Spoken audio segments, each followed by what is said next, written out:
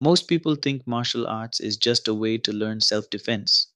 However, science suggests it's actually rewiring our brains in ways that could revolutionize how we think about personal growth and leadership development.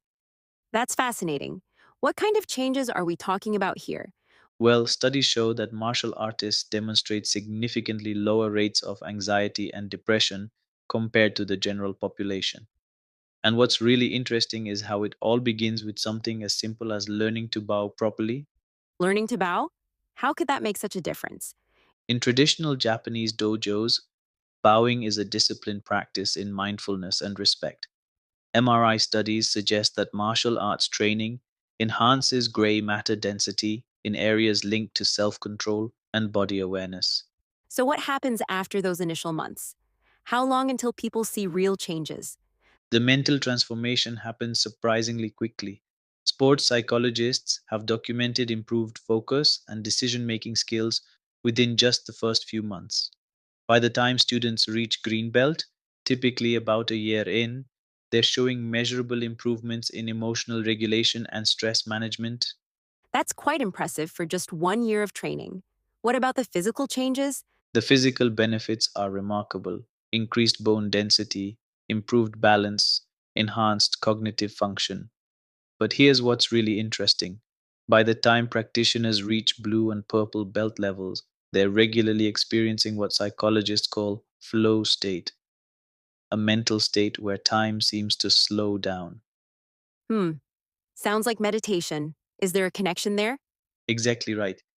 Brain scans show that martial artists exhibit brainwave patterns associated with focus and mindfulness, similar to long term meditators. Research also suggests that martial arts training fosters discipline and confidence, traits often linked to leadership success. That's surprising. How does martial arts training translate to leadership success? Well, it goes back to the original meaning of kung fu. It actually meant any study, learning, or practice that requires patience, energy, and time to complete. The discipline, focus, and emotional regulation naturally spill over into every aspect of life. So, what happens when someone finally reaches that coveted black belt? That's where it gets really interesting. There's this Japanese saying, Shodan means you now know how to be a student. It takes about 3 to 5 years to reach black belt, but that's considered just the beginning. Some of the most renowned masters spent more than 50 years practicing after achieving their black belts. That's quite a commitment. How does this kind of dedication affect the broader community? Studies suggest that structured martial arts programs help reduce aggression and strengthen social bonds, creating a positive ripple effect throughout the community. That really challenges the common perception that martial arts is just about fighting. Exactly. And what's really powerful is how these benefits compound over time.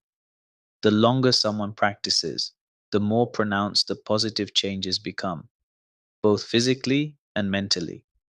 Some studies even show that long term practitioners maintain better cognitive function as they age.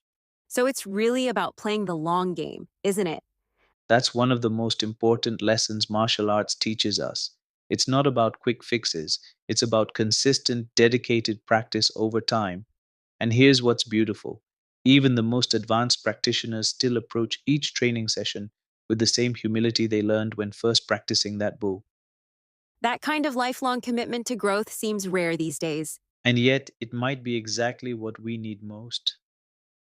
The research shows these ancient practices have profound relevance for modern challenges, from stress management to leadership development to community building. It's like this timeless wisdom that keeps revealing new layers of meaning and application.